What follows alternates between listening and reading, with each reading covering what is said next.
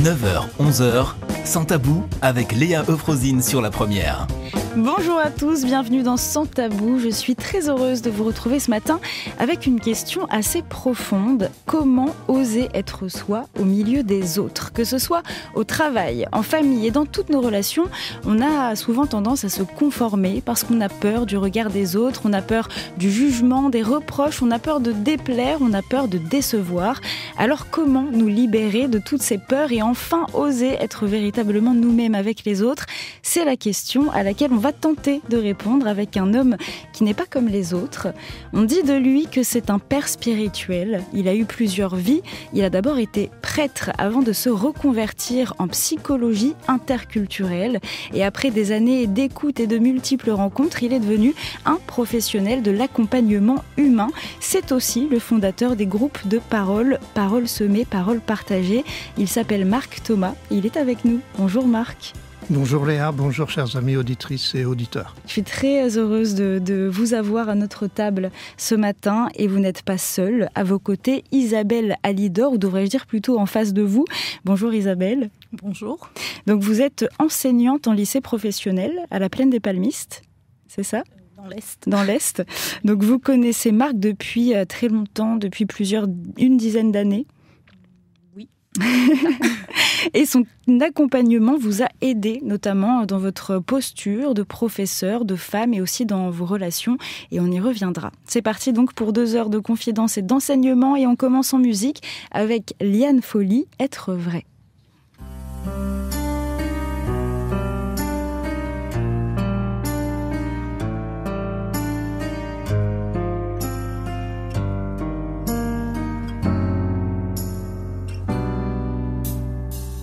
On pourrait dire les mots tout simplement, ce qui nous aide à devenir grands. On se cache, on se ment.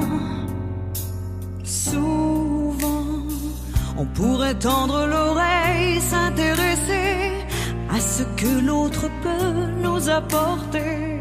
On se gâche, on se fâche. Souvent, on se raconte tous des histoires, ça peut paraître dérisoire, être vrai. Nous, on parle trop souvent d'espoir ou d'amour quand il est trop tard. Être vrai, être vrai. Pourquoi suivre les foules qui se déchaînent, les idées ou les choix qu'on ne partage pas, sûrement, dignement. Rester soi, on pourrait sublimer nos différences, ignorer les petites choses sans importance, on oublie d'être heureux.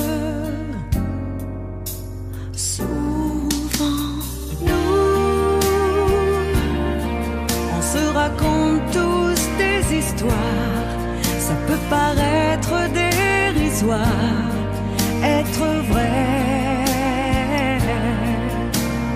Nous, on parle trop souvent d'espoir ou d'amour quand il est trop tard. Être vrai, être vrai.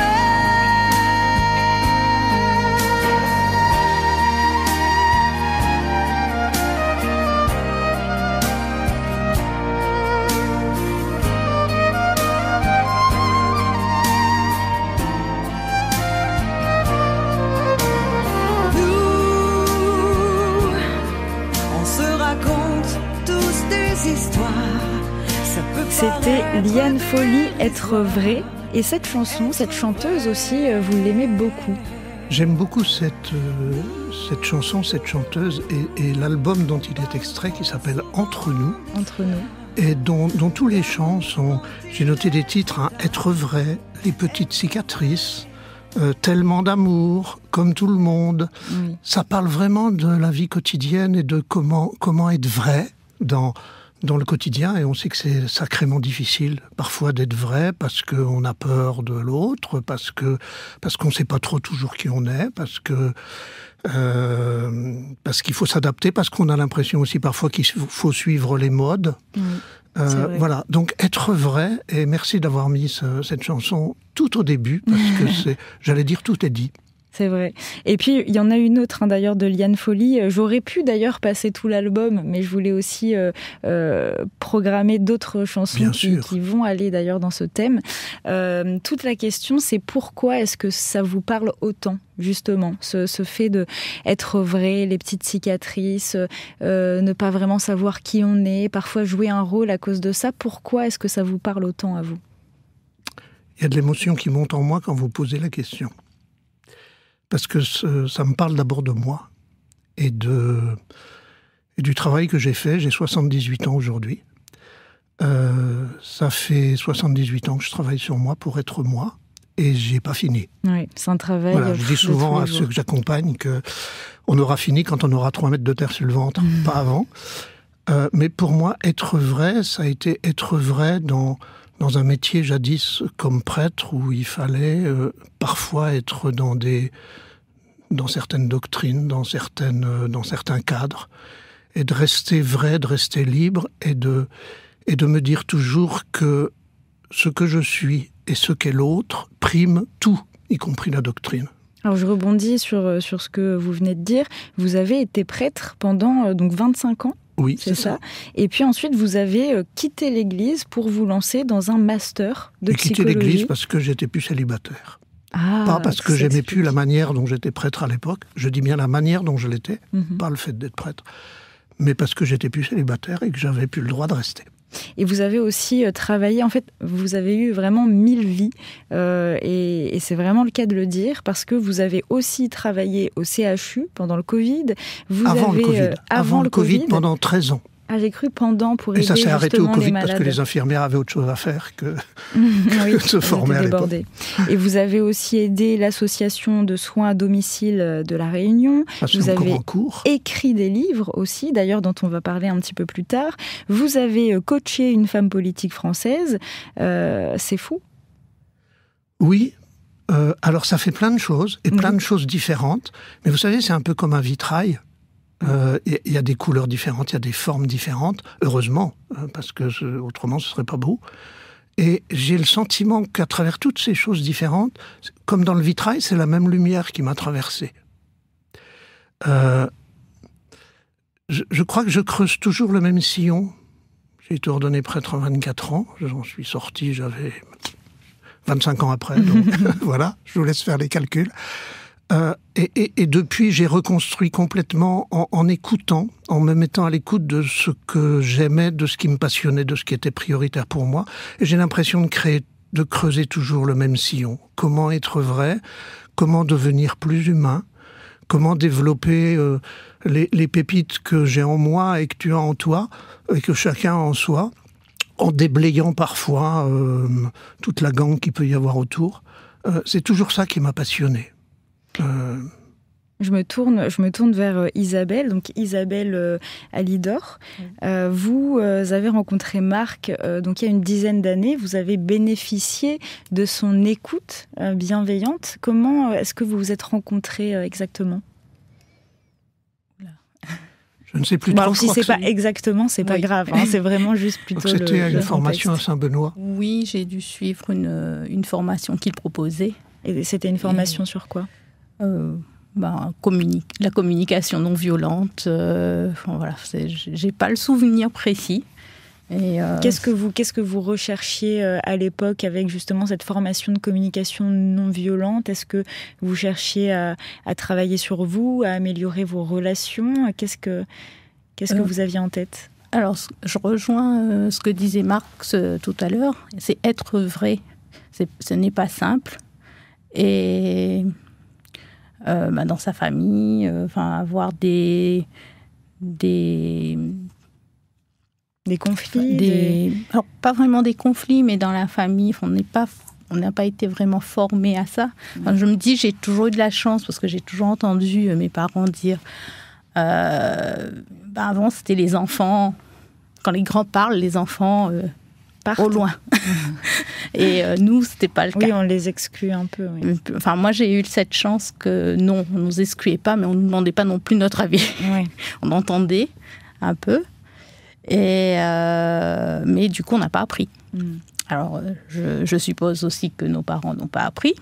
Oui, c'est peut-être pour ça d'ailleurs qu'ils ne nous l'ont pas transmis non plus. Voilà. Et du coup, comment faire ? Comment faire ? Comment faire sans cri, sans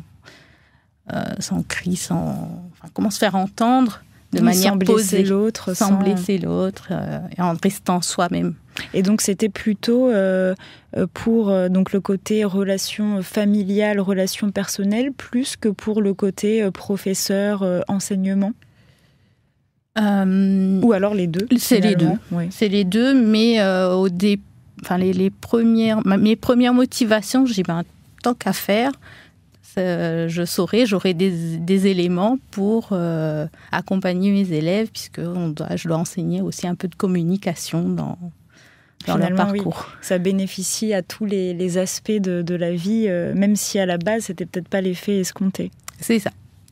Sans rien révéler des échanges qu'on a eus tous les deux, puisqu'ils sont confidentiels, mais j'ai toujours le sentiment que tu as toujours cherché, dans nos échanges, à trouver la bonne posture relationnelle avec ceux avec qui tu étais, que ce soit dans ta famille ou au boulot. À trouver la bonne posture pour être ajusté aux gens tels qu'ils sont, avec leurs limites et voilà, mais aussi pour être ajusté à toi-même avec tes convictions. C'est ça, oui, là tu le dis très bien. Et aujourd'hui, donc à l'origine, vous vous êtes rencontrés lors d'une formation, et aujourd'hui, il y a aussi le groupe de parole. Parole semée, parole partagée. Donc, vous y participez aussi, Isabelle ? Oui, c'est ça. Alors, en quoi est-ce que ça consiste, ces groupes de parole ? C'est ouvert à qui ? De quoi est-ce qu'on parle ? Alors, pour l'instant, il y a 2 groupes de parole, hormis les groupes de parole que je réalise avec les professionnels de soins palliatifs à domicile, de l'ASDR. Mais autrement, il y a 2 groupes de parole pour des individuels, pour des volontaires, des gens qui le souhaitent. J'ai publié sur Facebook que ces groupes existaient, les gens se sont inscrits. Il y en a un qui se réunit à Saint-Denis, avec des personnes de l'Est et du Nord, et un qui se réunit à Bois d'Olive, dans le Sud, près à Saint-Pierre, plus avec des gens du Sud. On se voit une fois par mois pendant 2 heures. Souvent, les personnes aiment bien que j'envoie un petit texte, un thème, une piste, ouvrir une piste. Oui. Mais elles savent aussi qu'on peut tout à fait ne pas utiliser cette piste et qu'on vient à ce groupe de parole avec ce qu'on porte en soi. Et on y vient parce qu'on sait que dans ce groupe, on va pouvoir se dire, on va pouvoir parfois balbutier, parce qu'on ne sait pas toujours dire du premier coup, sans être jugé. Sans que les gens nous donnent la solution à notre place, sans être interrompus quand c'est un peu difficile. Je pense à une personne qui aurait pu être là aujourd'hui, qui grâce au groupe de parole, a déposé un jour, il n'y a pas très longtemps, dans le groupe de parole, des souffrances de son enfance qu'elle n'avait jamais verbalisées. Et elle s'en est trouvée... soulagé, allégé, apaisé. Soulagé, libéré. Non, mais c'est un espace d'expression bienveillant, de partage, sans jugement, et je pense qu'on en a tous besoin. Et puis ça doit faire du bien aussi d'entendre les histoires des autres, de relativiser sur soi aussi, j'imagine. Puis il y a beaucoup de lieux où un sachant, si je puis dire, va faire un enseignement. Oui. Ça se passe dans l'église actuellement, ça se passe dans d'autres groupes, il y a des gourous qui font ça aussi. Alors moi j'ai des choses à dire, effectivement, et je ne me prive pas, la preuve c'est que je suis là aujourd'hui. mais je crois que dans ces groupes de parole, c'est par la parole de chacun que la lumière se fait en chacun et dans les autres. C'est une parole partagée qui... Ah oui, tiens, ça, j'avais pas pensé. Ah ben non, ça, je suis pas d'accord. Et on va s'expliciter. Et il y a une liberté d'avoir des points de vue différents, et sans aucune évaluation. Et évidemment, dans la confidentialité. Alors dans quelques instants, on va rentrer dans le vif du sujet. Qu'est-ce que ça veut dire oser être soi au milieu des autres? Pourquoi est-ce que c'est un défi pour nous d'être véritablement nous-mêmes en société? Ce sera juste après Ma liberté de penser de Florent Pagny. Jusqu'à 11h, Sans tabou avec Léa Euphrosine sur la première.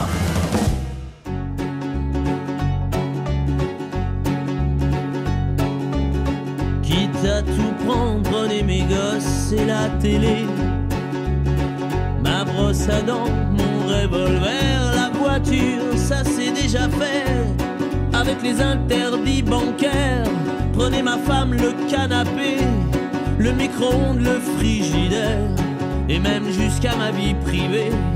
De toute façon à découvert, je peux bien vendre mon âme au diable. Avec lui on peut s'arranger, puisqu'ici tout est négociable. Mais vous n'aurez pas ma liberté de penser.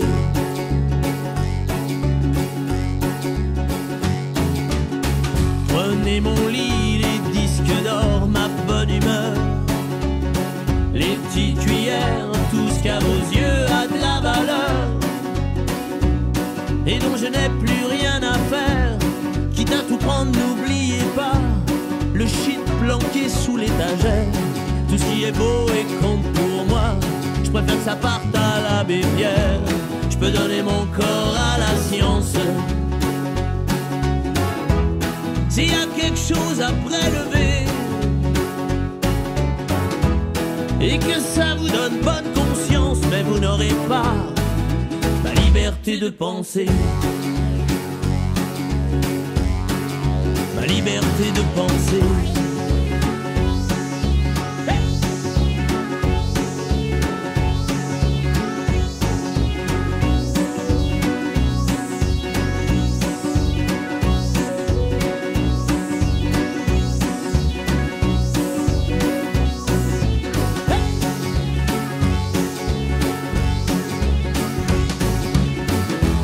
Je peux vider mes poches sur la table. Ça fait longtemps qu'elles sont trouées. Baisser mon froc, j'en suis capable. Mais vous n'aurez pas ma liberté de penser.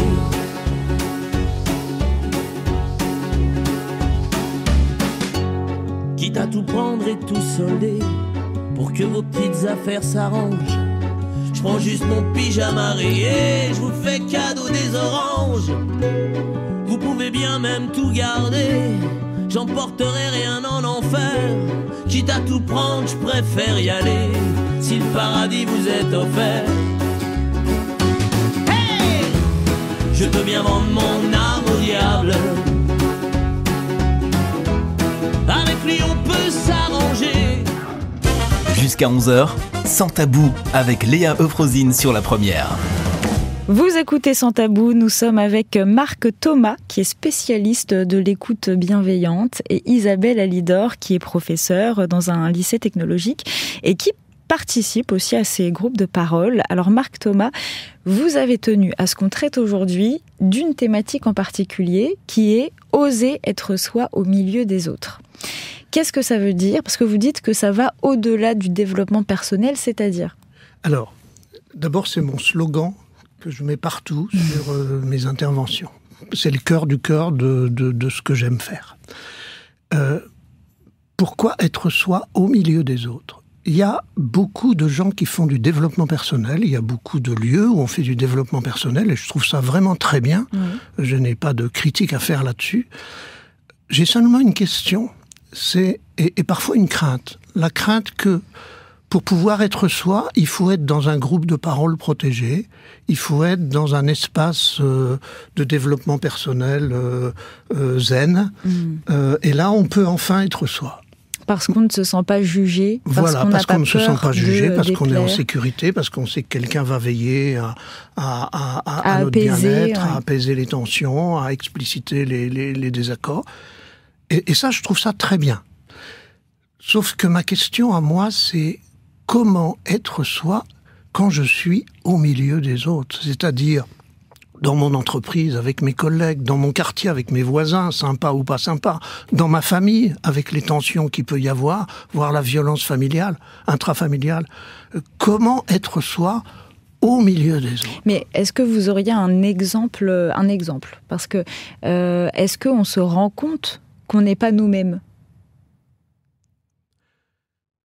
Je pense à quelqu'un qui m'a dit un jour, c'est drôlement bien les pique-niques en famille le dimanche. Oui. Mais si j'y vais pas un dimanche, ma mère me dit, tu nous aimes plus. Et tel ou tel dit, elle a préféré être toute seule que de venir avec la famille. Il y a de la culpabilité. Alors, il y a à la fois du stress, de la culpabilité, une mère et des frères et sœurs ou des cousins, cousines à qui ça fait quelque chose que l'autre soit pas là, mais on se dit ça à travers des affects qui s'entrechoquent et qui deviennent agressifs. Et puis finalement, à certains moments, soit on s'oblige à aller tous les dimanches, mais on y va avec des semelles de plomb, soit on se tait, on y va mais on dit plus rien, voilà. Soit on vient plus, mais ça crée des ruptures. Alors, comment être soi au milieu des autres? Comment pouvoir dire à un moment, je ne peux pas venir dimanche, ou je n'ai pas envie de venir dimanche parce qu'il y a un concert qui m'intéresse, mais je vous aime, et j'ai envie de vous retrouver. C'est-à-dire distinguer je ne peux pas faire ça, distinguer le fait, et distinguer la relation. C'est pas parce que je viens pas que je vous aime pas. C'est très parlant, parce que finalement, on est vraiment tous concernés. On a tous, peu importe que ce soit dans le cercle familial, amical, professionnel, on a tous eu à un moment donné à faire face à ce genre de remarques qui nous met mal, qui nous fait stresser, qui nous fait culpabiliser, alors que l'intention n'était pas là du tout à la base. Comme on peut pas en parler, ça rumine à l'intérieur, ça nous intoxique à l'intérieur, et petit à petit, les tensions montent, et c'est comme ça qu'on en arrive à des ruptures ou à des violences. Alors Isabelle, je me permets de vous poser la question, est-ce que ce genre de thématique, vous l'abordez en groupe de parole, pendant les groupes de parole? Oui. Enfin, c'est ce qu'on peut vivre un peu quotidiennement, on va dire. C'est vrai. Et l'idée d'y aller, c'est justement trouver la bonne posture pour se sentir bien à tout moment. Enfin, c'est l'idéal, mais on y travaille chaque jour. Est-ce que, par exemple, dans un groupe de parole, donc admettons que j'imagine que chacun décide de parler, de raconter ce qu'il a sur le cœur, est-ce que ensuite il y a une partie, je sais pas, un peu coaching, tu es dans cette situation, elle ne te convient pas, voici comment l'améliorer, ou voici comment voir les choses autrement. Comment ça se passe pendant les groupes de parole? Oui, il y a des moments où, de rares moments, Marc nous aide à essayer de trouver une posture. Enfin, il ne nous l'impose jamais, et ce que j'apprécie beaucoup d'ailleurs, c'est proposer. Oui. Et proposer et pas imposer. Oui. Et ne donner son avis que s'il est demandé, en fait, c'est ça? Oui. Puis il le ressent aussi. Enfin, c'est vraiment la relation complète. En fait, c'est l'humain. Puis dans le groupe de parole, c'est pas seulement moi qui est enfin, je me positionne pas comme celui qui a la solution.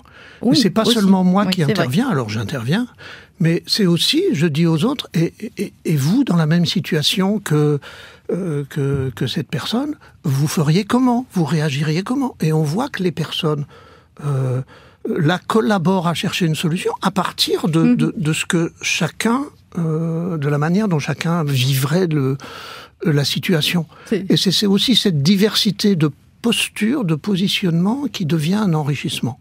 Et moi, j'ai quelques outils relationnels, ce que je viens d'exprimer tout à l'heure. Par exemple, distinguer le fait, je ne peux pas venir à un pique-nique tel dimanche, ça c'est un fait qui se constate, et distinguer la relation. C'est pas pour ça que je t'aime pas.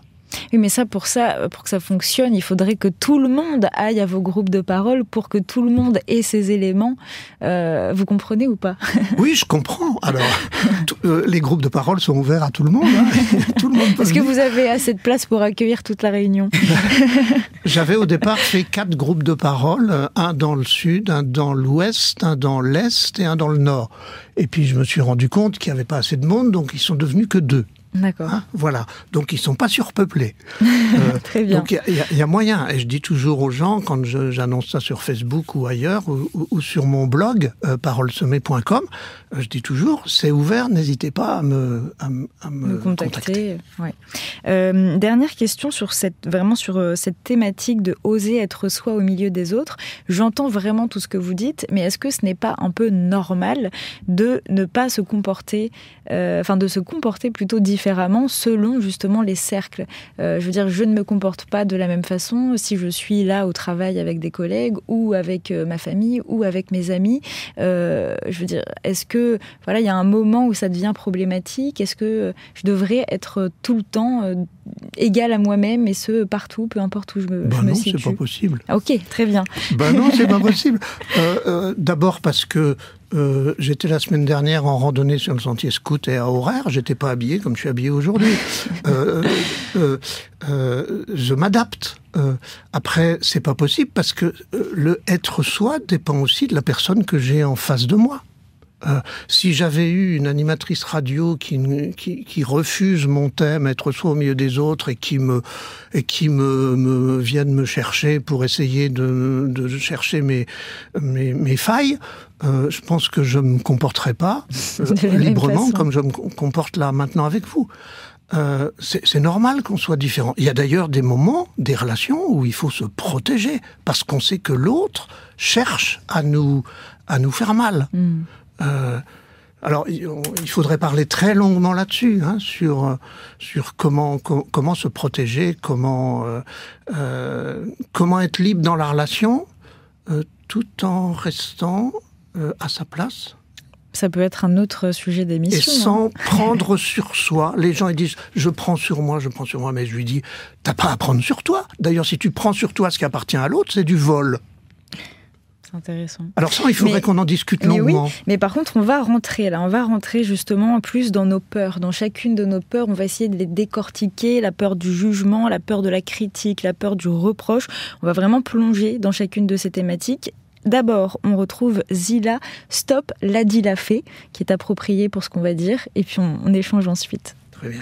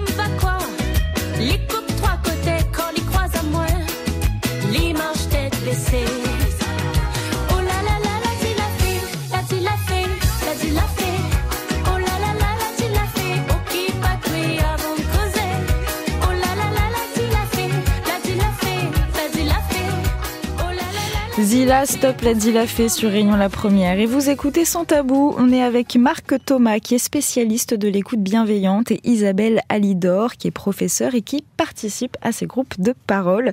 On va beaucoup parler là de la peur du jugement, peur des critiques, peur des reproches. Pourquoi est-ce que déjà ça nous touche autant quand quelqu'un nous fait un reproche ou nous critique? Pourquoi ça nous affecte autant? Parce que ça nous touche au cœur. Parce que on prend la parole que l'autre dit comme une parole qui nous est destinée, qui au lieu de nous dire je suis pas d'accord avec ce que tu as fait, il nous dit t'es nul, tu vaux rien. Donc il confond ce qui a été dit, ce qui a été fait avec la personne que je suis. Parce que aussi parfois on ne m'a pas appris dans mon éducation, ou pas suffisamment appris dans mon éducation, à avoir une parole libre, à oser dire. On m'a appris à apprendre par cœur des textes des uns ou des autres. C'est pas mal d'ailleurs d'avoir la culture ambiante, mais on m'a pas forcément appris à écrire moi-même mon propre poème ou à décrire moi-même tel événement que j'ai vécu. Alors ça se fait maintenant dans les écoles, ça se fait, madame le professeur. Oui, ça se fait. Tu confirmes? Heureusement. Oui. Ouais. Est-ce que non, mais je me permets de rebondir sur le je et le tu. Ça, c'est hyper intéressant. Vous dites qu'il faut abandonner le tu. Donc, quand il y a quelque chose, par exemple, que quelqu'un d'autre fait et qui ne nous convient pas, qui nous a blessés, au lieu de lui dire « tu as fait ça », il faut lui dire « je n'ai pas apprécié quand tu as fait ça ». Alors, je vous prends un exemple très précis que je prends souvent en formation, que je prenais souvent en formation. C'est « tu es la personne la plus égoïste que j'ai jamais rencontrée ». C'est du tu. Oui. Et ça, il y en a on le prend pas très bien, non? Comment? On le prend pas très bien. Il y en a un qui va vous dire va te faire voir, l'autre qui va vous dire tu t'es pas regardé, le troisième qui va rien dire, qui va ruminer. Selon la répartie qu'on a. Et le quatrième qui va dire oh, qu'est-ce que j'ai fait? Et qui va se culpabiliser. Bon. Ouais. Quand quelqu'un me dit tu es égoïste, je crois qu'il parle de moi, mais non, il parle que de lui. Pourquoi? Parce que s'il me dit que je suis égoïste, c'est parce qu'il estime, lui, que j'ai gardé pour moi quelque chose qu'il attendait que je partage. Avec lui ou avec quelqu'un d'autre. Il attendait que je lui donne. Il ne l'a pas reçu. Il est frustré. Ça lui fait mal. Au lieu de dire « j'attendais, j'ai pas reçu, j'ai mal », il dit « t'es égoïste ». Donc en fait, celui qui juge, celui qui critique, ne parle pas de moi, mais parle de lui. Ne parle que de lui. Alors, il peut me dire, écoute, ce matin, t'as été au frigo, t'as pris la part de gâteau, tu m'as même pas proposé d'en prendre un morceau. Ça, c'est des faits. Ça peut être entendu. Parce que c'est des faits. Est-ce que tu peux m'expliquer pourquoi tu m'as pas proposé ? Alors je vais répondre, écoute, c'est la part de gâteau que vous avez mangé hier soir, puis hier soir, moi, j'étais pas bien, je l'ai pas mangé, je l'ai gardé pour aujourd'hui. Donc, c'était légitime que je la mange ce matin. Alors oui, peut-être que j'aurais pu quand même te proposer. Ça, je reconnais. Vous voyez, c'est là que le dialogue... Et puis tout de suite, ça fait une discussion, tout simplement. C'est là que le dialogue peut s'engager, et que la reconnaissance des besoins de chacun peut être prise en compte. Et Isabelle, j'imagine que ça, c'est quelque chose que vous avez appris il y a longtemps aux côtés de Marc. Oui. Est-ce que, parce que là, moi, la première chose que je me dis, c'est j'ai hâte de voir la prochaine fois que ça va se passer pour moi et de me dire, ok, ce n'est pas de moi dont on parle. Est-ce que vous l'avez fait cet exercice? Est-ce que vous l'avez conscientisé plus tard quand vous l'avez appris? Ça fait un peu loin du coup, mais oui, ça devient une habitude. Ça devient une habitude. Enfin, et même dans votre façon de vous exprimer aux autres, est-ce que vous n'employez plus le tu, mais plutôt le je? Est-ce que c'est quelque chose que vous faites ou pas? Si, je le fais, mais ça arrive dans les moments de fatigue, dans les moments de... Oui, non, mais bien sûr, on reste humain, évidemment. Voilà, on reste humain. Bien sûr. Mais j'essaye en tout cas le plus possible, oui. Et vous disiez... Ça fait une différence. C'est vrai? Ça fait une différence. On peut mieux être là, quoi, en fait. Oui, et puis se faire participer, et mieux participer, au lieu de rester dans son coin. Enfin, là, en vous écoutant, je pensais à quand j'étais à l'école, en tant qu'élève, c'était... j'avais la chance de bien travailler, mais à côté, on avait devrait prendre la parole, doit participer plus. Enfin, toute ma scolarité, ça a été ça. Oui. Et parce que je ne savais pas comment la prendre, cette parole. Et est-ce que même j'imagine, en classe, avec vos élèves, est-ce que parfois ça aide aussi ce côté communication bienveillante, à apaiser les relations en classe ? Oui. Quand vous parliez du tu, oui. Ce qui marche énormément, ça attire l'attention. Je ne dis rien d'autre que quand un petit conflit qui commence à avancer, je dis le tutu. Et là, ça s'arrête. Qu'est-ce que vous dites, madame ? Le tutu. Ah oui, ils veulent savoir. Oui, le tu, du verbe tuer. Ah, intéressant. Et du coup, donc, vous leur apprenez cette idée-là de... Ça aide à désamorcer des conflits, puis ça permet de poser le dialogue, justement, et avoir un climat plus serein. C'est sympa. Après, c'est dans le dialogue qu'on peut construire. Peut-être que là, il y a des professeurs qui nous écoutent et qui se disent « Ok, je vais me servir de ça la prochaine fois. » Voilà, alors en étant bienveillant envers soi-même, on n'y arrive pas toujours. Oui, c'est ça. Même moi, je connais bien le système, j'apprends aux gens à le vivre, mais il y a des moments, quand je suis avec telle ou telle personne à laquelle je pense, qui particulièrement, pour moi, c'est très difficile d'être en sa présence, des fois, c'est difficile d'être zen. Là, c'est vrai qu'on parle du fait de se détacher de la critique de l'autre parce que c'est uniquement ce que l'autre projette sur nous, qui nous reproche. Mais par contre, à l'inverse, moi, j'aimerais vous faire écouter un extrait. C'est un extrait de David Laroche qui parle justement de ces critiques et qui vient expliquer qu'en fait, quand on reçoit une critique et qu'on la prend mal, parce que parfois, il y a des critiques qu'on reçoit et qui nous passent dessus comme une feuille songe, c'est peut-être parce que ça vient titiller quelque chose en nous. Donc, on écoute. Quatrième chose pour gérer les critiques, c'est de réaliser que finalement, chaque critique nous apprend à nous aimer. Si je vis mal la critique de cette personne, c'est parce qu'elle va titiller et appuyer sur un bouton où je suis sensible.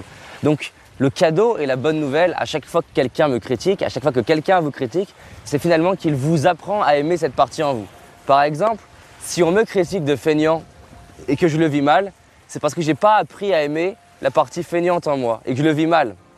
Donc, c'est hyper intéressant parce que je ne peux mal vivre quelque chose que si quelque part j'ai une résonance par rapport à ça. Si quelqu'un vient me dire en disant « Ah, t'es une fille », ça ne va pas me faire grand-chose parce que j'ai la certitude d'être un homme, d'être un garçon.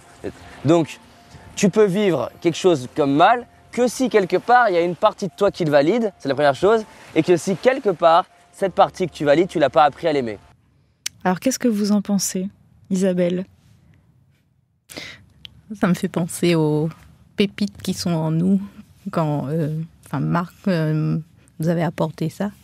Dès qu'on ressent quelque chose qui nous déstabilise et qui crée une émotion plutôt négative, c'est d'écouter, de l'accueillir, cette émotion, et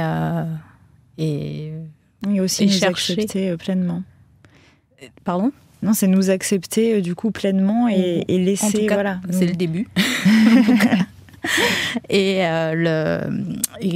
ce qui est rassurant, c'est qu'il y a une pépite qui est en nous qu'on veut protéger. Donc du coup, tout se met en alerte, l'émotion alerte.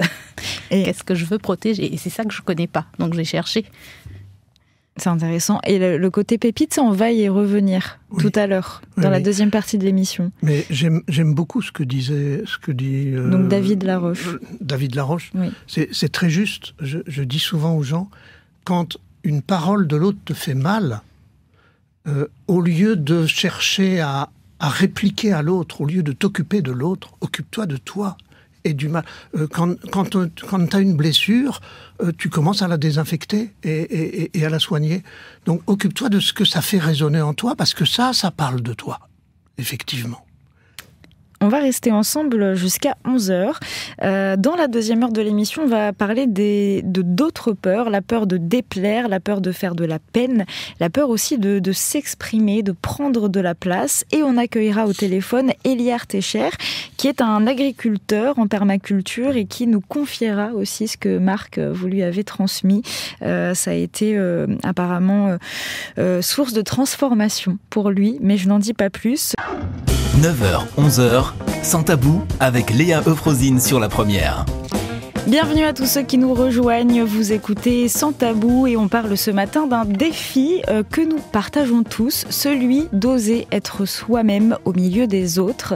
Nous sommes avec Marc Thomas qui est un spécialiste de l'écoute bienveillante et qui a fondé le groupe de parole Parole semée, Parole partagée.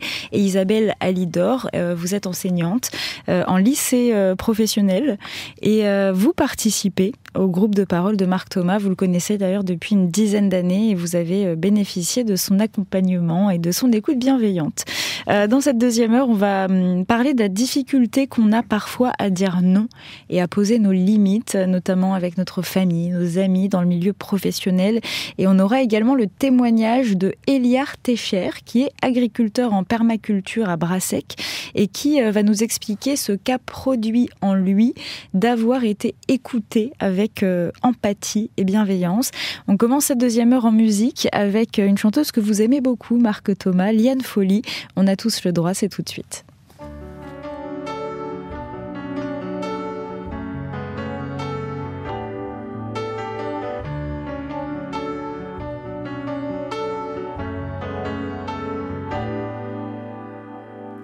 On a le droit, quand personne nous voit, de pleurer en silence, de regretter son enfance, de se laisser aller en regardant tomber la pluie. On a le droit, quand personne nous croit, de sortir sa violence, tous ces mots qu'on dit pas mais qu'on pense, de parler à Dieu, de parler à qui on veut. On a tous le droit d'aimer sa vie ou pas, de faire sa route, de faire son choix. On a tous raison de se poser des questions, d'oser dire non. On a tous le droit d'aimer sa vie ou pas, de faire sa route, de faire son choix. On a tous une chance, c'est pas perdu d'avance, la différence. On a le droit, quand rien, plus rien ne va, de chercher son étoile, de jeter l'encre de son journal, de changer sa vie, de quitter l'ennui. Et puis, on a le droit, et qui nous en empêchera,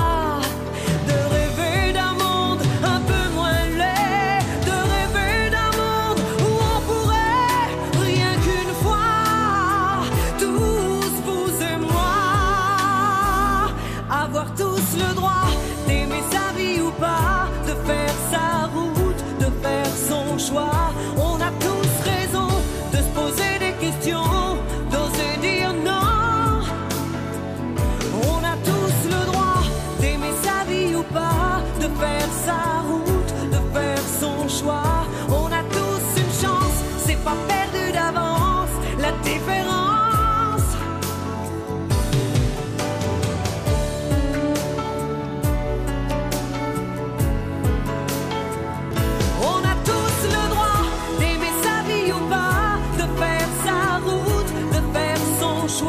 On a tous raison de se poser des questions, d'oser dire non. On a tous le droit d'aimer sa vie ou pas, de faire sa route, de faire son choix. On a tous une chance, c'est pas perdu d'avance, la différence. On a tous le droit d'aimer sa vie ou pas, de faire Liane Folly, on a tous le droit. Celle-ci, vous la connaissez, Isabelle ? Oui. On était tous en train de chantonner comme ça. Pourquoi cette chanson-là aussi, on a tous le droit ? Qu'est-ce qu'elle évoque, Marc Thomas ? Eh bien, parce que souvent, j'attends des autres qu'ils m'ouvrent la porte pour que je puisse oser dire ou oser être. Et j'ai envie de dire, j'ai le droit d'être comme je suis. La psy qui m'accompagne m'a dit il y a 3 semaines, pour caractériser un peu l'étape l'étape que j'étais en train de traverser, elle m'a dit, si je comprends bien pour toi, ce que je suis suffit. Ce que je suis, moi, suffit. J'ai plus besoin de masque, j'ai plus besoin de rôle, j'ai plus besoin d'avoir une mission, j'ai plus besoin d'avoir un pédigré, j'ai plus besoin de faire bonne figure. Ce que je suis suffit. Donc c'est génial. Comment ? Donc c'est génial. C'est une phrase extraordinaire, ça m'a beaucoup touché. Ah bah... Quand elle m'a dit ça, j'ai pleuré, parce que c'était très vrai. Et ce que je suis, à condition que je ne sois pas maquillé en permanence. Et que je ne sois pas masqué en permanence. Parce que là, c'est pas ce que je suis. C'est le visage que je veux montrer et qui est toujours un peu fallacieux. Mais ça vous a pris combien de temps pour que votre psychologue vous dise quelque chose comme ça ? 78 ans, non. Ah bah alors là... Non, mais... Puis je sais que dans 2 ans, si je continue le travail avec elle, avec les postures qui sont les miennes, j'ai besoin de travailler sur moi pour être sûr de ne pas projeter sur les autres mes propres mal-être. Et si je continue à travailler avec elle, dans 2 ans, elle me redira encore des choses, ou je découvrirai des choses avec elle, qui seront des nouveaux aspects, des nouvelles facettes, des nouvelles pépites, pour reprendre mon mot que j'aime bien. Voilà. Et oui, il faut du temps. J'ai été beaucoup dans des rôles. Je les ai habités, je crois, avec toutes mes convictions, donc je suis fier de ça. Et en même temps, j'ai plus besoin de ces rôles-là pour être moi. Voilà. Et aujourd'hui, je parle pas comme animateur de groupe de parole, je parle pas comme... Oui, il y a toute cette expérience de vie, mais c'est ce que je suis, c'est tout. Est-ce que, Isabelle, je rebondis sur ce que Marc dit, le fait de l'avoir suivi, d'avoir bénéficié de son écoute, comme ça pendant 10 ans, ça vous a aussi permis de peut-être être davantage vous-même ? Est-ce que vous sentez que vous êtes plus vous-même ou pas ? Ah, elle est sceptique, Marc. Hein. Non, non, la question... C'est la question... Ah oui, c'est très intime, c'est très personnel. Hein. Je ne vous demande pas de rentrer dans les détails. Il n'y a pas très longtemps qu'il m'avait posé cette question, Marc. Peut-être bien, oui. Il me semble. Et du coup, je vois du changement. Oui. Je me sens mieux, bien même. Parfois, comme quand c'est vivant, il y a des moments moins bien, mais bon, c'est comme ça, je l'accepte. Un peu mieux qu'avant. Mais je ne peux pas répondre. Oui, bien sûr. Non, mais si je peux me permettre, oui. Sans révéler, parce que ce que je vais dire est public, tu as pris récemment une année de disponibilité professionnelle. Oui. Voilà, alors pour des tas de raisons qui t'appartiennent, mais c'est aussi un choix d'une personne qui veut être soi. Oui, aussi. Et qui choisit de se mettre en disponibilité, d'arrêter des choses pour... Alors après, ça te concerne, mais pour à la place être autrement et faire autre chose. Oui. Enfin, du coup, pas si autre chose que ça, mais mieux trouver ma place dans ce que je fais. Voilà, faire autrement. Oui, et puis c'est peut-être quelque chose que vous n'auriez pas fait avant aussi. Donc il y a tout de même une forme c'est possible. De maturité, de réflexion. Justement, ça me permet d'arriver sur ce dont on va parler dans cette partie, c'est la peur de déplaire, la peur de faire de la peine qui nous pousse bien souvent à dire oui, alors que on n'a pas forcément envie, mais on le fait. Et j'ai envie de vous faire écouter un extrait d'un sketch d'un humoriste qui s'appelle Nicolas Lacroix. On écoute et on en parle ensuite. En fait, je ne sais pas dire non. Par exemple, quand on me demande « Dis Nico, tu veux bien ?» Oui. Je dis oui. « Excusez-moi, monsieur, vous voulez bien m'acheter oui. Je vous en prends 2, oui. Pardonnez-moi, vous allez sur Moscou ? Oui. J'y allais justement, oui. Vous êtes Xavier Dupont de Ligonnès ? Oui, c'est moi. Pardon, je suis désolé. Pas facile tous les jours. Ma psy me dit que c'est parce que j'ai la peur de décevoir. Bon, je pense pas que ce soit ça, mais je lui ai dit oui. Donc c'est un extrait d'un sketch de Nicolas Lacroix. Alors forcément, il le pousse à son extrême, mais c'est quand même intéressant. Est-ce qu'on dit oui parce qu'on a peur de déplaire ? À votre avis, Marc ? C'est une des raisons principales. On a peur de déplaire. Une autre raison, c'est qu'on a aussi, on se fait l'injonction de répondre aux besoins de l'autre et donc d'exister soi-même. J'étais hier avec un proche, un ami, qui est en arrêt de travail pour 15 jours, pour burn-out. Je suis allé le voir et il me dit, tu vois, mon problème, c'est que je dis oui tout le temps à tout ce qu'on me demande, au boulot surtout, et je suis submergé parce que je travaille dans un endroit où il y a plein de choses à faire. C'est un homme qui est un manuel et un gestionnaire technique. Donc je dis oui tout le temps. Et à force de dire oui tout le temps, j'en peux plus. Et on réfléchissait ensemble. Et je lui dis à un moment, mais c'est aussi valorisant de dire oui. Parce que on se sent utile pour l'autre. Bien sûr. Et il me dit oui, tout à fait. C'est ça. Donc il y a ça, il y a la peur de déplaire, il y a la peur d'être rejeté ou d'être abandonné si je dis non. Oui, et puis il y a le côté on se sent utile. Et il y a le côté on se sent utile et quelque part ça me valorise de dire oui. Et si je dis non, qu'est-ce que l'autre va en penser de moi, quoi ? Et Isabelle, vous aviez une phrase, alors c'est tout bête, mais une petite phrase simple comme ça, pour répondre aux gens sans dire oui tout de suite. C'est quoi la petite phrase que vous m'aviez dite au téléphone ? J'entends. Oui, j'entends. Mais j'ai besoin d'un temps, un petit temps de réflexion. Je peux en reparler plus tard. Voilà, donc ça, pour ceux qui ont tendance à dire oui tout de suite, eh bien, à la place, dites, est-ce que je peux avoir un petit temps de réflexion et puis je reviens vers toi ? Parce que c'est vrai qu'une fois qu'on a dit oui, revenir dessus, c'est très compliqué, je trouve. C'est ça. Mais si je peux ajouter une petite chose. Bien sûr. Je pense à quelqu'un un jour qui me dit est-ce que tu peux me prêter de l'argent ? C'était un ami. Alors j'ai discuté avec lui sur... je savais pourquoi il me demandait. Et à l'époque, je ne pouvais pas lui prêter de l'argent. Et je lui dis non. Et il me répond, alors t'es plus mon ami. Et je lui dis, mais attends, tu confonds deux niveaux. Il y a, est-ce que j'ai de l'argent et est-ce que je veux en partager avec toi pour que tu en fasses l'usage que tu m'as dit ? Ça, c'est un fait. Et puis, il y a notre relation d'amitié.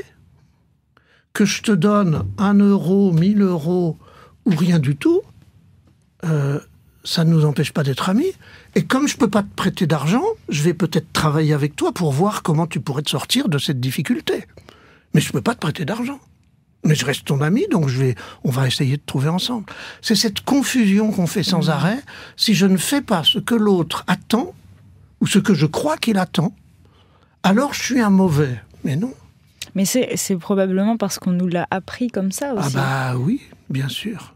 Parce que, oui, j'ai l'impression que c'est pas des cas isolés. C'est la même situation que je viens pas au pique-nique, alors tu nous aimes plus. C'est pareil. Oui.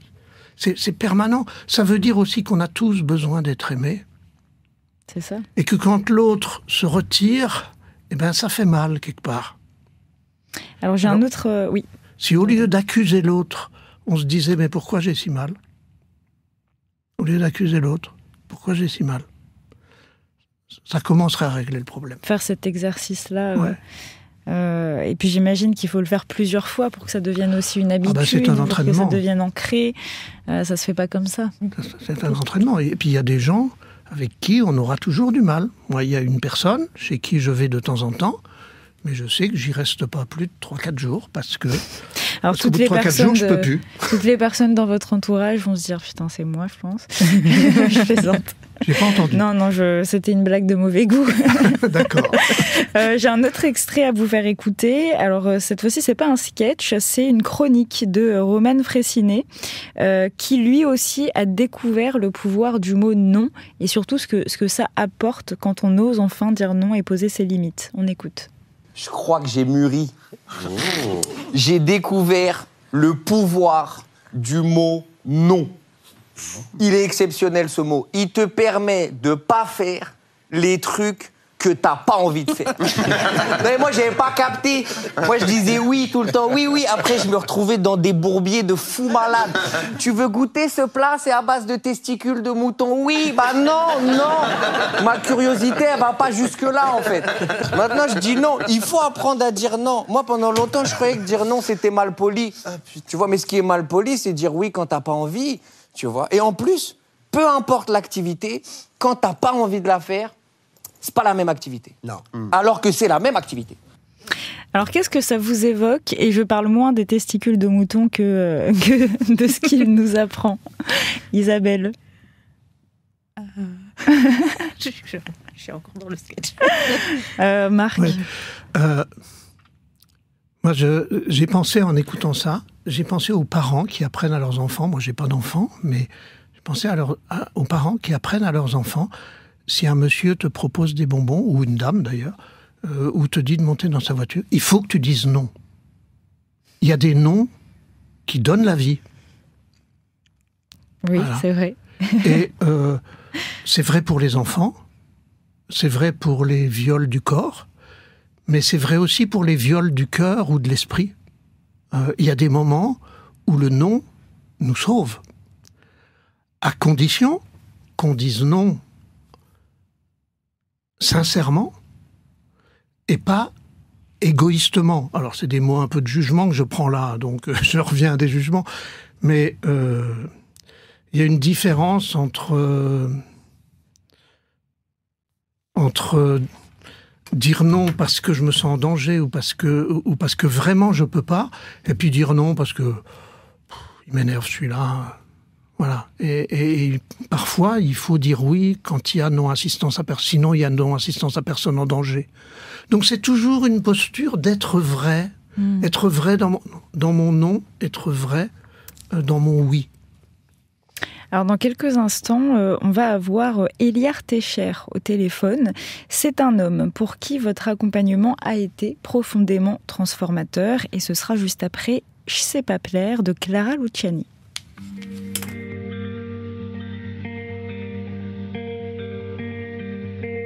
Je sais pas faire aussi bien que les copines dans les bars qui se dandinent pour pas rentrer toute seule, non. Je sais pas rouler des airs ni des hanches, avoir l'air d'être là par hasard, non. Je sais pas faire, j'ai pas ce je ne sais quoi dans les cils, dans la voix, pas de parfum impérieux. Si on s'éprend de moi par un hasard heureux, ce n'est pas pour mes beaux yeux.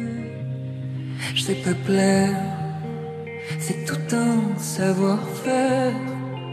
Faut aimer s'enrober de mystère. Je sais pas faire, je sais pas plaire. C'est tout un savoir-faire. Faut aimer s'enrober de mystère. Je sais pas faire, je sais pas plaire. Je sais pas plaire. Mais un jour il viendra, on n'aura rien à faire de l'art et de la manière. Il parlera à mon cœur qui n'est pas minaudeur et on se comprendra, oui. Je vais lui plaire, sans doute qu'il aimera ce qui fait que je suis moi, un peu gauche et fragile, oui.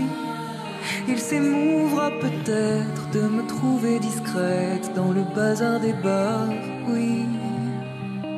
Je sais pas plaire, c'est tout un savoir-faire. Faut aimer s'enrober de mystère. Je sais pas faire, je sais pas plaire. C'est tout un savoir-faire. Faut aimer s'enrober de mystère. Je sais pas faire, je te peux plaire.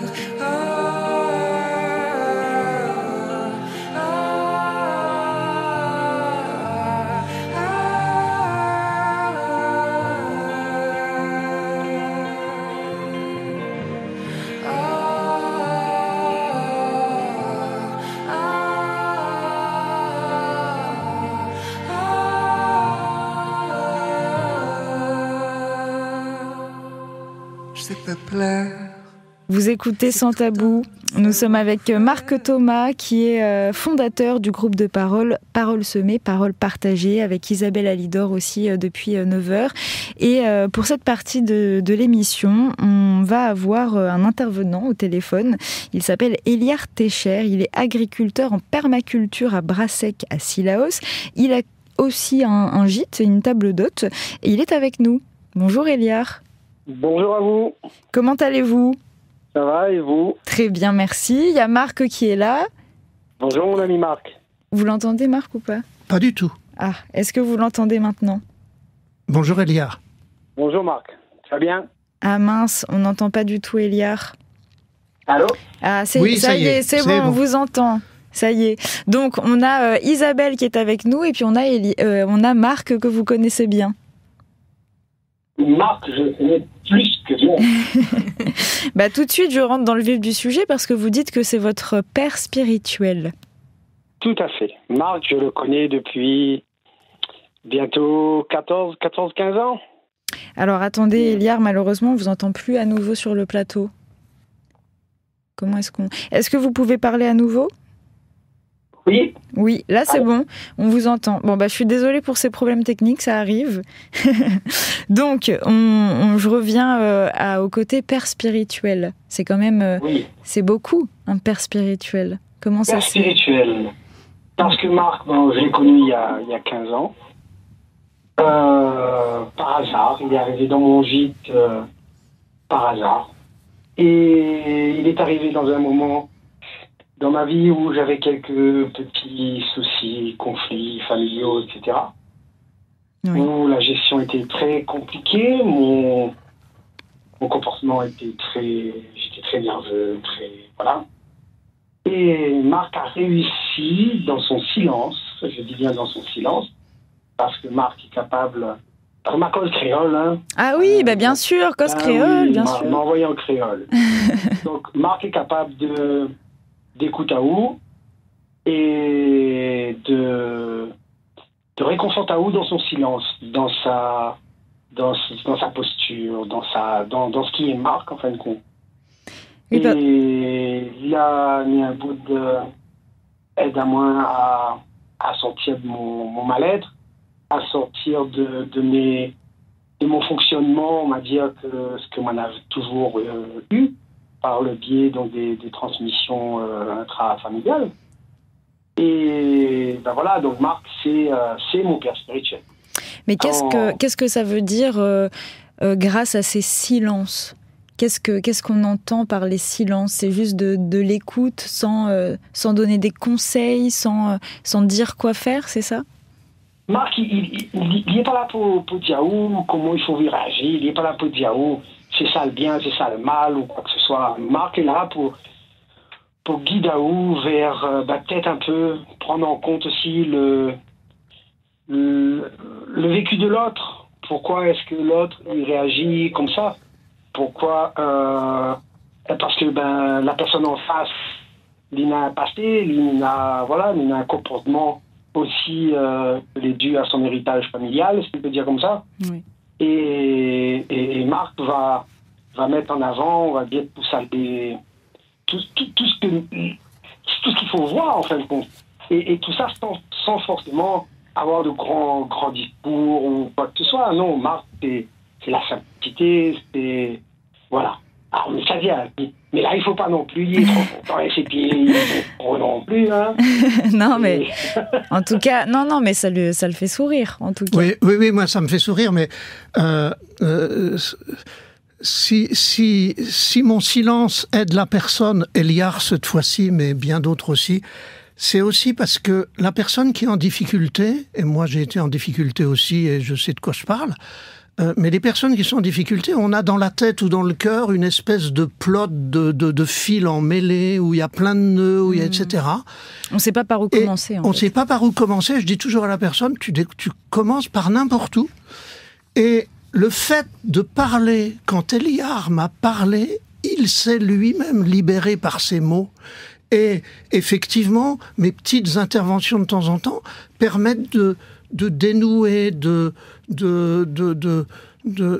diviser les fils emmêlés dans ma tête. Ils n'ont pas tous la même couleur, donc on va essayer de distinguer ceux qui sont rouges, ceux qui sont verts, ceux qui sont bleus. Et en parlant, il clarifie pour lui-même.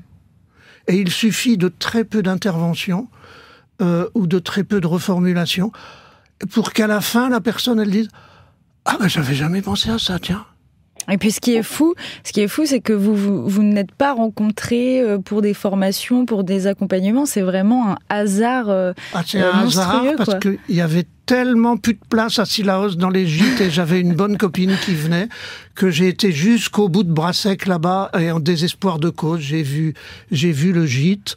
Et j'ai dit, on va aller voir. Et puis j'ai été accueilli par Nadine, l'épouse d'Eliar, et par Eliar. Puis je me suis dit, après tout, ça a l'air pas mal. Je suis venu avec ma copine, et quand on a le virus Eliar Nadine, on y retourne, quoi. Voilà, on retourne à Brassec régulièrement. Voilà, et avec des amis, et du coup ça devient un lieu d'échange. Je crois que j'ai beaucoup compris à Eliar aussi en visitant son terrain, en allant cueillir les lentilles avec lui. Voilà, il y a beaucoup de choses qui font aussi qu'on se parle pas seulement par des mots, mais aussi par des actes. Vous nous appelez de Sillaos, là, Eliar ? Tout à fait. Je voulais justement dire, quand je disais qu'on n'avait pas, il ne parlait pas forcément, oui. C'est que c'est un petit moment qu'on a passé ensemble, lui et moi, à ramasser la lentille. Vous voyez, quelqu'un avec un certain âge, je ne donnerai pas ton âge. Ah, il l'a donné tout seul. Tu peux. J'ai fêté mes 78 ans chez Eliar avec mes amis. Et c'était une super soirée d'ailleurs. À son âge, qui descend tout en bas de mon exploitation à pied, où c'est quand même pentu, qui passe des petites heures avec toi pour arracher des petits pieds de lentilles, mais qui est là, qui partage un petit peu ton quotidien. Et ben ça, c'est pour moi, c'est ça le silence de Marc en fin de compte. C'est être là.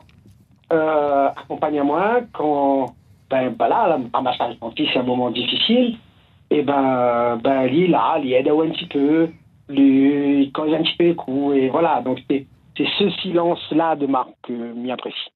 Mais surtout, j'ai l'impression que vous, Marc vous a fait du bien, et puis finalement, vous avez probablement fait du bien à Marc aussi.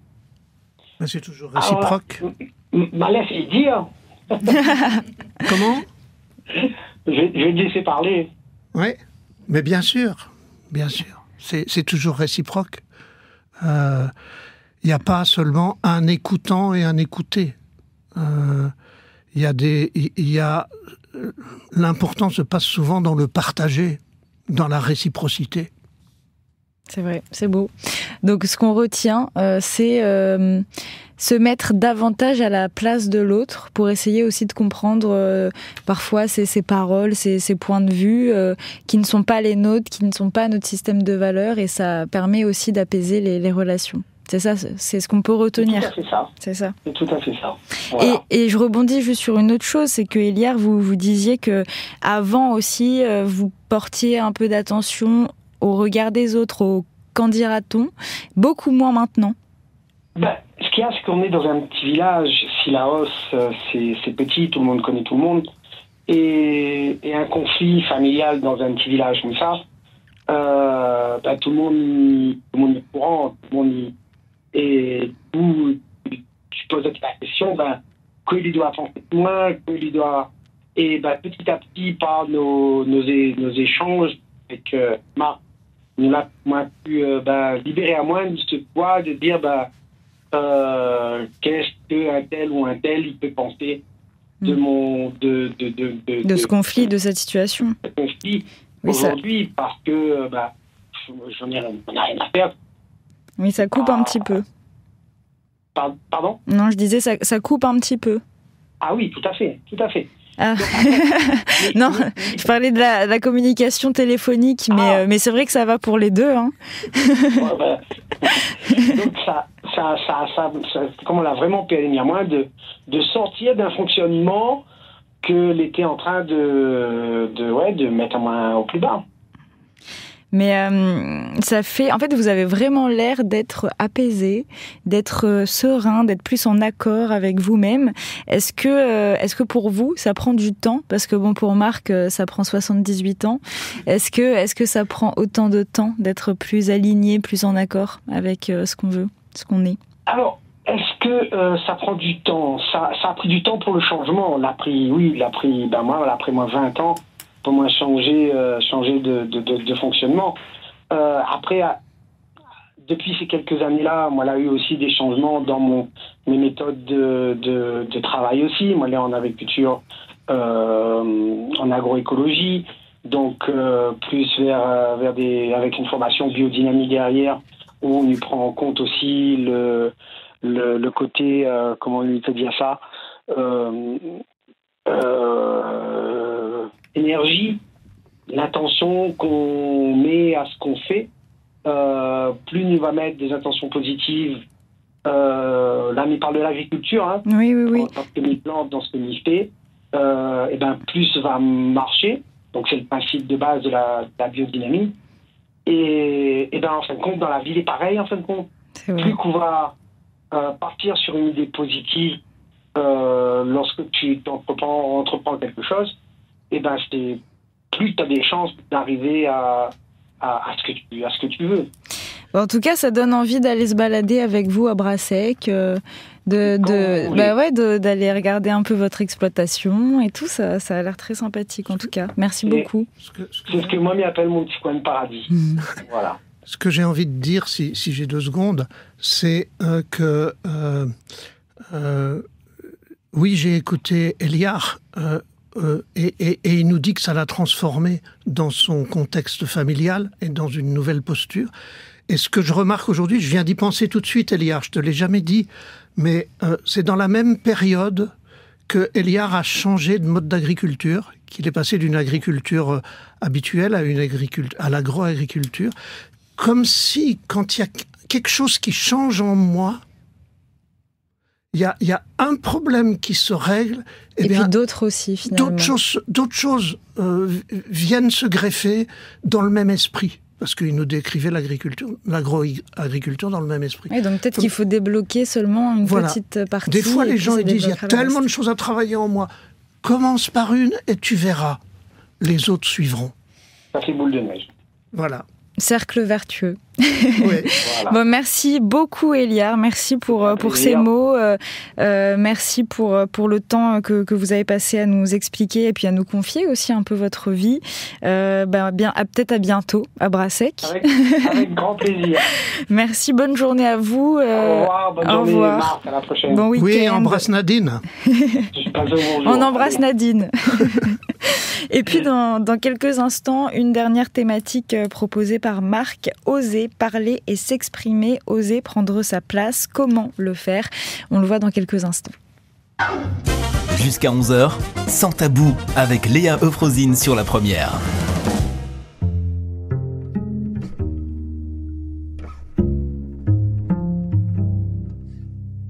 J'ai pas peur de l'orage, pas peur des fantômes et des monstres, pas peur d'une rage de temps, j'ai pas peur de la fin du monde. J'ai pas peur des bombes, de la peine maximale, j'ai pas peur du jugement des autres, du temps qui fait si mal. J'ai pas peur des silences, des tremblements de terre, j'ai pas peur de l'absence, j'ai pas peur de mon père, même pas peur de l'enfer, pas peur de l'oubli, pas peur de rester jusqu'au dessert dans les repas de famille, pas peur d'être indécis, pas peur d'être imbécile, pas peur d'un tatouage raté, pas peur de la calvitie, pas peur de la maladie, plus peur de mes premières fois. Mais putain, qu'est-ce que j'ai peur que tu puisses vivre sans moi.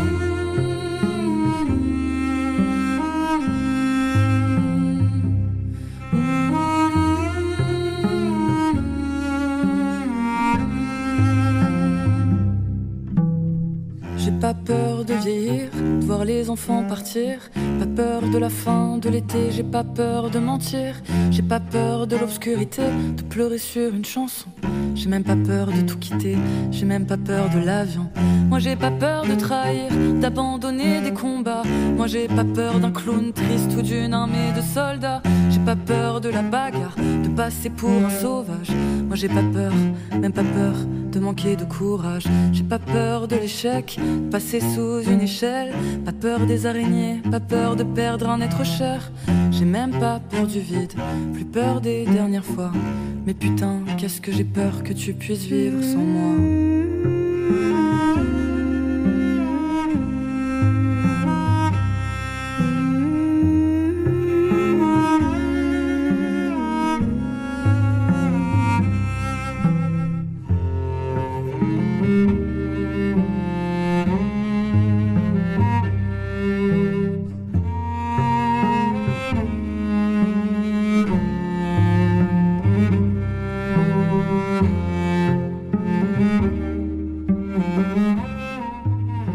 C'était Pas peur de LEJ sur Réunion la Première. Vous connaissez, Marc, cette chanson, ce groupe? Isabelle? Non plus. De qui? C'est LEJ, c'est un groupe de femmes qui font des chansons. Pas peur. LEJ, Pas peur. Comme ça, vous pourrez l'ajouter à votre playlist avec Liane Folly. Alors, vous souhaitiez revenir sur l'écoute. On rebondit sur ce que Éliard venait de nous dire. Oui, parce que ça peut être surprenant, ce que dit Éliard, que c'est mon silence qui lui a permis de parler. Alors j'ai envie de dire en 3 mots ce que c'est l'écoute pour moi. Alors je suis un disciple de Carl Rogers, pour ceux qui connaissent, c'est le grand psychologue américain du XXe siècle qui a développé l'écoute active et centrée sur la personne et l'empathie. Pour moi, souvent, on croit écouter, mais on n'écoute pas. Parce que quand on écoute, on se demande qu'est-ce que je vais répondre. Et moi, quand j'écoute, je me pose jamais cette question. Parce que si je me pose cette question, j'écoute déjà plus l'autre. Je suis avec moi, voilà. Pour moi, l'écoute, c'est pas l'écoute du psy raide, neutre, à grande distance. Pour moi, sur mon site internet professionnel, je l'avais appelé l'écoute cordiale. Voilà. L'écoute cordiale, pour moi, c'est une phrase que j'ai trouvée sur Facebook que j'aime beaucoup. Oui, parce que je tiens quand même à dire que Marc est organisé. Il a devant lui plusieurs documents, plusieurs feuilles, et notamment donc une feuille avec plusieurs dessins. Voilà, je vous la laisserai. Tu sais, alors c'est sur Facebook. Sur Facebook, on trouve plein de choses perverses, mais on trouve plein de choses chouettes. Tu sais ce que c'est la tendresse? C'est toucher avec respect l'âme de l'autre. C'est beau, ça vous a parlé. Vous êtes tombé dessus comme ça. Ça m'a parlé un jour, ça m'a touché profondément. Et je me suis dit, ça, c'est moi. Enfin, c'est une part de moi. C'est comme ça que j'aime être quand j'écoute. Il y a une autre phrase, j'essaie d'aller rapidement, de Agostino Degas, je ne sais pas qui c'est, je l'ai trouvé aussi sur Internet. J'aime écouter, alors le silence dont parlait Elia, j'aime écouter non pas les mots, j'aime écouter les regards, les gestes, j'aime écouter l'âme des gens. Donc être attentif à tout. Tout à fait. Je me souviens, Léa, la première fois que je vous ai vu faire la météo, je me suis dit, bon, cette personne, c'est une belle personne. Vous parliez du beau temps, hein. Il y a quelque chose qui est touché en moi quand j'écoute et qui me fait réagir. Donc j'ai plus besoin de chercher ce que je dois répondre. Ah bah ça me fait super plaisir. Et puis les gens, ils s'imaginent que le psy, il sait tout et qu'il voit tout. Et donc je ne veux pas aller chez le psy, d'abord parce que je ne suis pas fou, et puis parce que de toute façon il va savoir et il va me dire qui je suis. Mais moi je ne sais pas qui sont les gens. Mais est-ce que vous avez quand même peut-être tendance à observer beaucoup les gens qui vous entourent et justement d'observer leurs gestes, leurs silences, je crois que je suis très intuitif, plus qu'observateur. Je crois que je suis très intuitif, plus observateur. Je commence par l'intuition. Et après, je vérifie. Après, la vie me permet de vérifier. Aujourd'hui, dans cette émission, je vérifie que mon premier regard sur la dame de la météo n'était pas faux. Mais je ne le savais pas avant. Voilà. Donc, les gens, ils s'imaginent que le psy, c'est tout, qu'il va analyser avec la tête. Moi, c'est pas comme ça que je fonctionne. J'ai une intuition. Il y a quelque chose qui me vient, je le dis. Et puis surtout, j'écoute la personne parce qu'en général, à un moment, je vois que j'ai dit une phrase, ses larmes viennent et elle sort un truc qui m'était complètement inattendu. Et c'est ça qui débloque. C'est bien pour ça que c'est la personne qui parle qui se débloque elle-même. Et je dis, Rogers, il parle de l'écoute active. C'est pas une écoute où on s'active, c'est une écoute qui active celui qui parle. Et en parlant, il se transforme. Eliard en est un excellent exemple, il nous l'a dit tout à l'heure. Donc je voulais repréciser ça sur l'écoute, qui est pour moi une des spécificités de l'être humain. L'être humain est capable d'écouter. Mais c'est très, très enrichissant, tout ce que vous dites. Je pense que ça... J'espère que ça va résonner en chacun de nous et que ça va nous pousser aussi à réfléchir à nos façons de nous comporter, de réagir, et voilà, essayer de peut-être rectifier un petit peu le tir, tout doucement, progressivement. Voilà, alors ça demande de l'entraînement, hein. C'est comme pour avoir la médaille d'or aux Jeux Olympiques, il faut s'entraîner longuement avant. Hein. Ne vous étonnez pas si vous réussissez pas du premier coup. Mais après, j'ai peur qu'en disant ça, ça paraisse tellement énorme et tellement dur que on n'essaye même pas. Non, parce que la première fois où vous allez commencer à réussir, ça va être tellement chouette pour vous que ça va vous donner envie de continuer. C'est un peu comme aller à la salle de sport, je trouve. Moi, je pensais plus à l'enfant qui apprend à marcher. Exactement. Ah bah oui. Il y aura des chutes, mais il va finir par y arriver. Ça prendra le temps que ça prendra. C'est ça. C'est une belle image. Et c'est même grâce à ces chutes qu'en se relevant, il renforce ses muscles. Oui, c'est ça. Grâce à ces chutes qu'il va savoir marcher. On ses repères. Et on va malheureusement arriver bientôt à la fin de cette émission, mais on a encore certaines choses à aborder, et notamment une lecture, en tout cas un extrait d'un de vos textes, Marc, qui s'appelle « Deviens ce que tu es ». Et d'ailleurs, vous en parliez tout à l'heure, Isabelle, c'est le côté pépite sous le rocher. Donc on n'en dit pas plus, on se retrouve après une courte page de pub, et puis on revient. On est juste devant la cascade Biberon. En direct de la Réunion sur la Première. Et pourquoi la cascade Biberon? C'est pas parce qu'il y avait des biberons où les femmes allaient chercher de l'eau pour mettre dans les biberons, c'est tout simplement... Ça a ni la forme d'un biberon, c'est tout simplement parce que le propriétaire s'appelait Monsieur Biberon. En direct de la Réunion, en semaine, de 5h à 8h sur la Première. Partageons vos goûts et votre quotidien, en direct de la Réunion, avec Bourbon Fraîcheur. Alors, il nous reste quelques minutes avec nos invités. Et Marc Thomas, vous souhaiteriez lire un extrait d'un texte issu de votre livre qui s'appelle « Au cœur de soi ». Et ce texte s'appelle « Deviens ce que tu es ». Donc, vous avez sélectionné quelques paragraphes pour nous. Tout à fait. « Au cœur de soi », c'est un livre qui est né de la rencontre entre les photos prises par Patricia, une amie créole de l'Ouest, et...